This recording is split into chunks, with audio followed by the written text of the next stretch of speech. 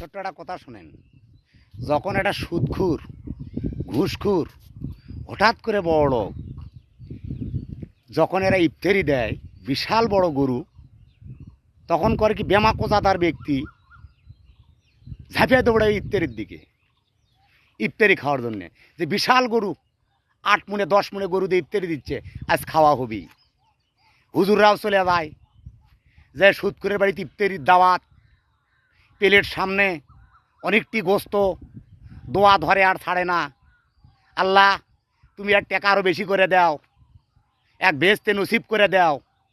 সুদখুরে হুজুর খেরে দোয়াতে সুদখুরের গর্বে তো বুক ফেটে যায়।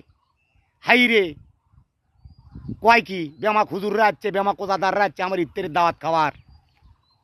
কিন্তু কাপনিকের একটা কাম, যদিন এই সুদখুরের দাওয়াত তো, যদিন কোনো ওজাদার, যদিন কোনো মানুষ না যেত, এই সুদখুরের ইফতারি যদি ঘুষখুরের ইফতারি যদি ফেলে দেওয়া লাগলো নি, তাহলে সুদখুর ঘুষখুর কী ভাবতো জানেন?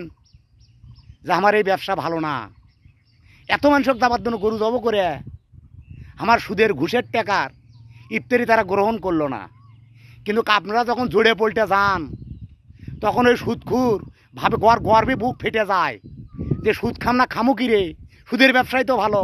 বেমাক মুন্সি এসে দোয়া ধরতে আর ছাড়ে না, সুদ আমি খামোই, সুদের ব্যবসায় ভালো।